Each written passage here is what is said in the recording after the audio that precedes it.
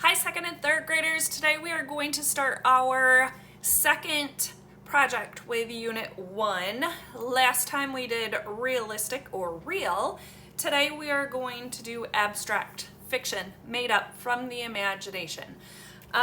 We are going to use what you learned about how a tree is formed, using that Y to make our branches and the V in the middle to make our trunk. And then we're going to use a line that we learned, one of our lines from kindergarten, to make the outside. So this was a circle and zigzag. This is wavy line and square. This is another type of wavy line with a triangle, and then another zigzag with rectangles. So let's get to it.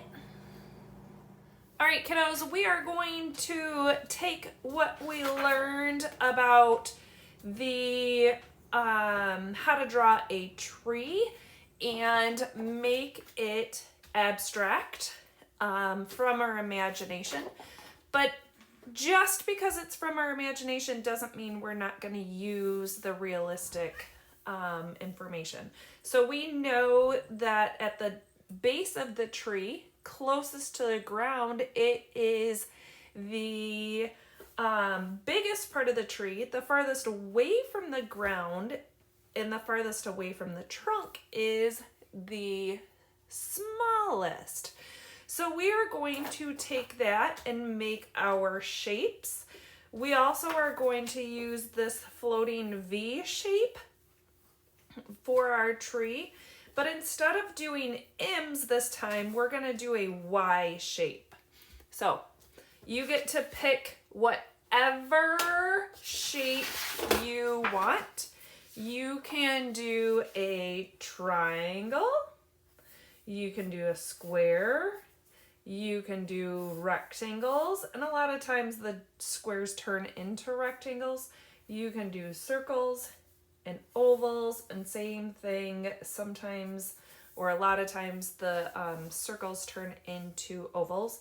Diamonds you can do, but they get a little tricky. And then I've also had some kiddos in the past do hearts that ended up being really cool. So pick one of these shapes. We're going to start towards the bottom. We're not going to go all the way to the bottom this time like we did with our other trees. So just for quick sake, I am going to do a oval and draw light until we know it's right. Then, so this one is the base of my tree. That's going to be the biggest one. And then I'm going to do another oval that's just a little bit smaller. And then another one a little bit smaller. And maybe one more. And then I'm going to split it off doing like a capital Y. So I'm going to make two ovals here. And then I'm going to just start making those ovals go up higher. And as they go up higher, they are going to get smaller until I can't get them much smaller. I am going to use oil pastels to color these in, to blend my colors. I understand completely if you don't have colored oil pastels at home. They do come in those art kits. So if you have one of those big art kits that has markers and color pencils, crayons, those sometimes come with oil pastels. When my kids were little, they got some Barbie ones, art kits, that I think are probably still laying around in the house. Okay, so now we have the trunk and that first set of branches. So you can see my V. Now we're not going to do the M shape. So now we're going to move on to adding branches. And again, just like last time, we had this round shape at the top that our branches were kind of organized into. And we're going to do that again with our abstract tree. So as I go out, I'm going to get smaller.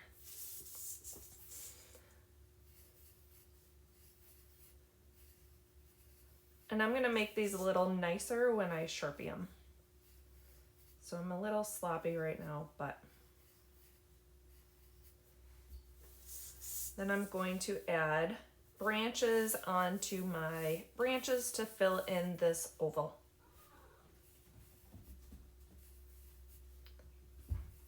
Starting smaller than they were before and getting even smaller.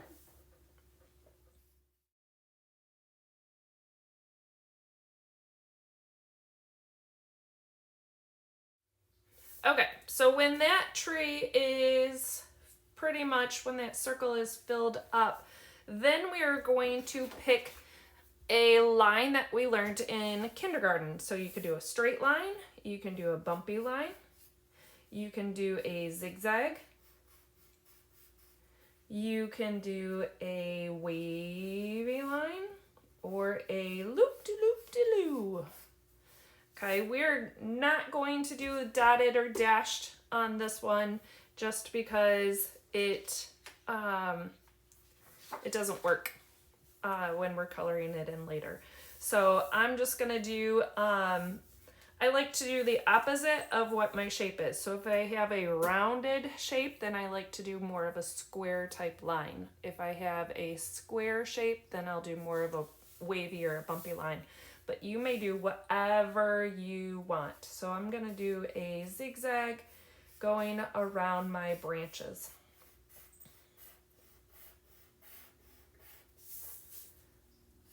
When I draw, a lot of times, if my paper was alive, it would get dizzy. Again, just like our realistic trees, they go back into the trunk right below the leaves. Now we need a background. On most of my examples, I put this little shadow here. So this is just a wavy circle going around that's gonna have some more wavy circles inside of it. And you definitely have to have a horizon line. Horizon line, again, is where the ground meets the sky, farthest points possible that you can see. I have also done some different imaginary landscapes when doing this with like bigger paper. I have more space to do it. This one has some mountains and some aliens and planets in it.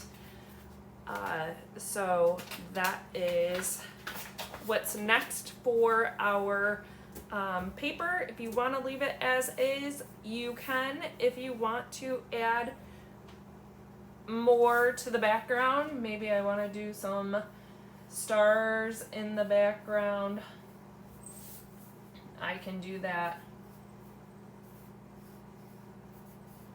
A little more abstract kind of ways. So maybe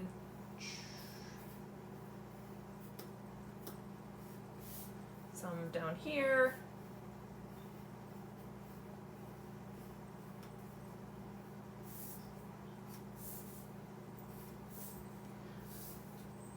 Some going off the page. I'm going off the page up here.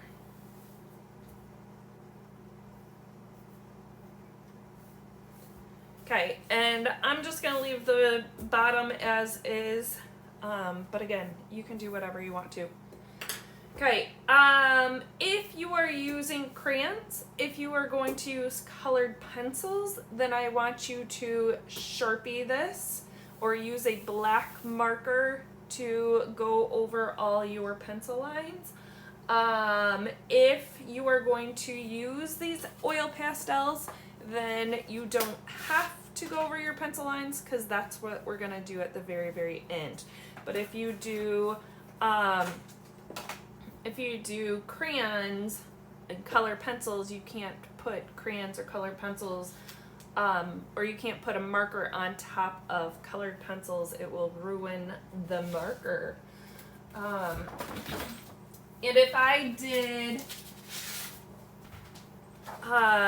black marker now with my oil pastels, you won't be able to see that line when I am finished with it. So next is coloring. Okay, so when we color these, we are going to use a warm and cool color scheme. So we want to figure out what in the world warm and cool colors are. Well, they remind us of warm and cool things. So if we think about something that is warm, like the sun, it is typically orange,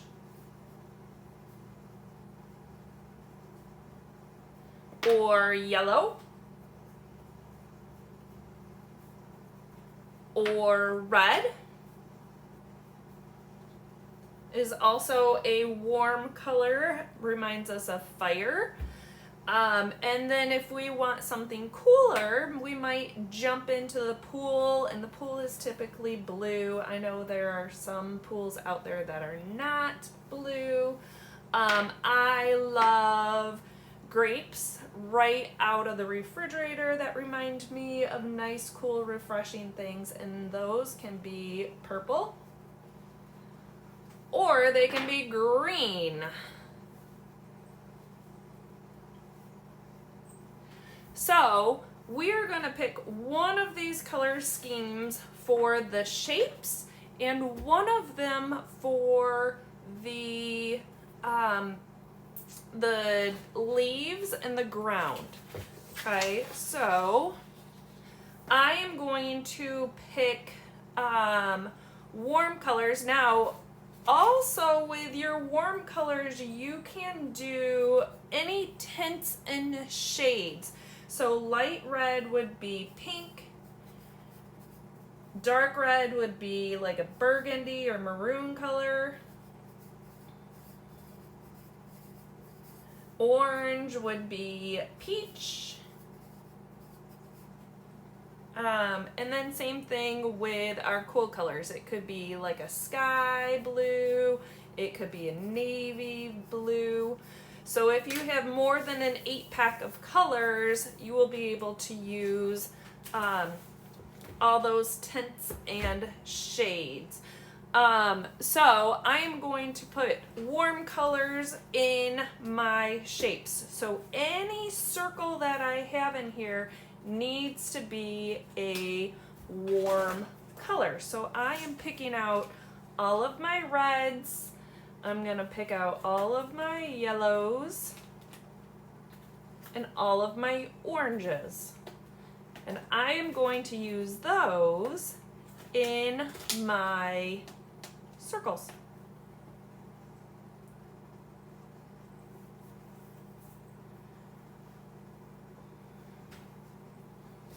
Okay, and then I like you to blend colors. So we're gonna go slimy on the outside. Nice and hard, slimy on the outside.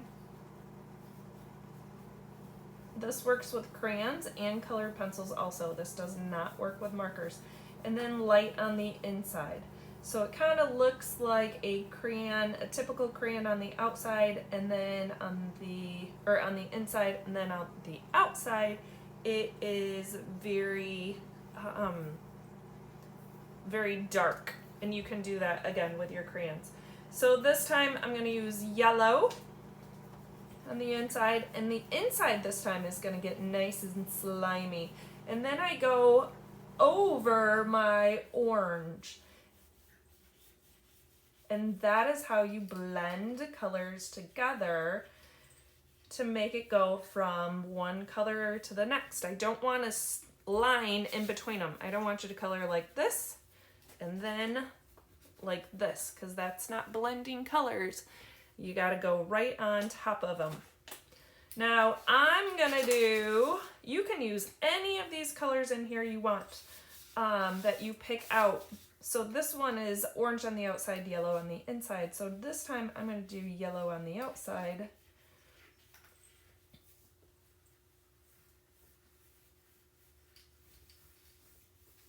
And light on the inside.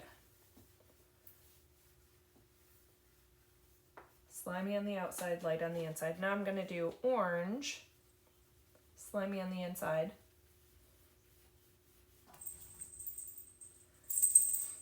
And then light on the outside. And you'll notice sometimes the dark colors don't do as well on the outside or going over, so I will use that yellow again to blend those colors.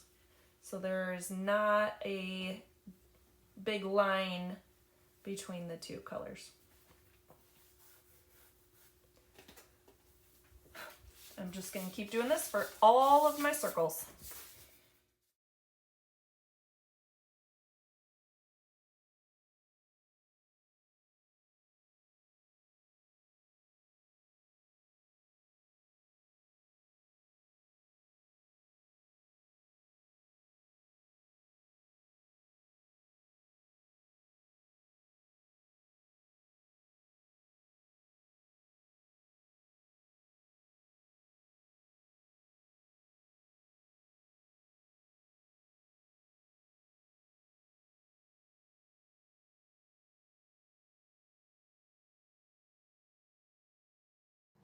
Okay, next is our leaves and our shadows, and we're gonna do the shadow and the leaves pretty much the same way.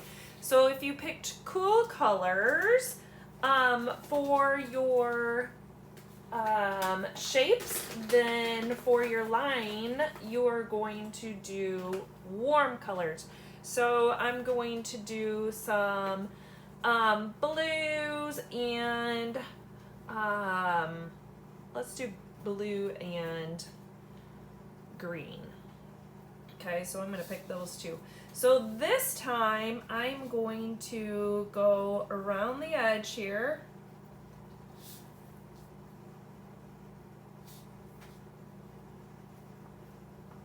Nice and slimy.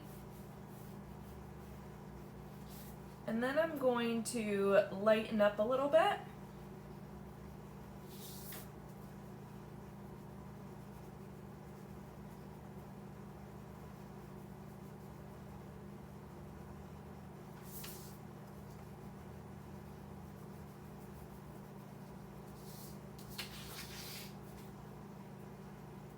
And then when I take my second color, I'm going to blend those colors again.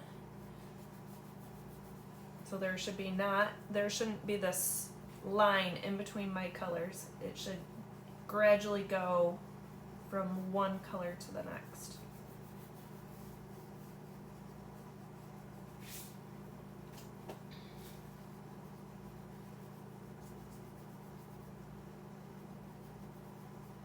So I'm going light on the blue part, then nice and slimy where the blue is light. And then I'm going to go on the inside, nice and slimy. And lighten up again. And then I'm going to put blue in the center again. So it goes nice and gradual. And that's what I'm going to do up here in the leaves as well. So just like with my yellow and my orange, not mixing the greatest, I'm going to go back and then blend those colors a little nicer. Or push them off this way, because if you push them, then they're going to color all over that.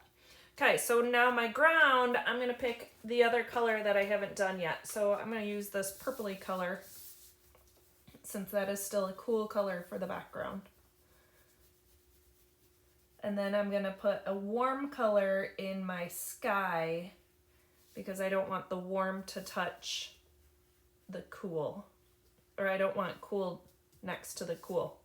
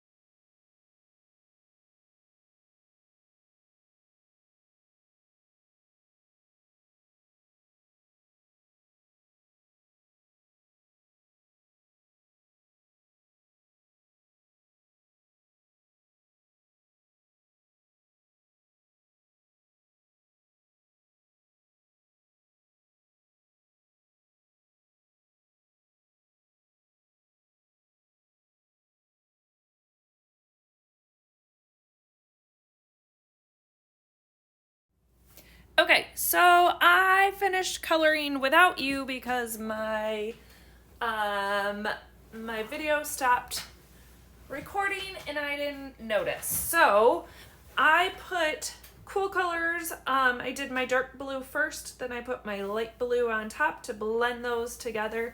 Then I put a warm color in the background, and then colored in my stars, also a warm color.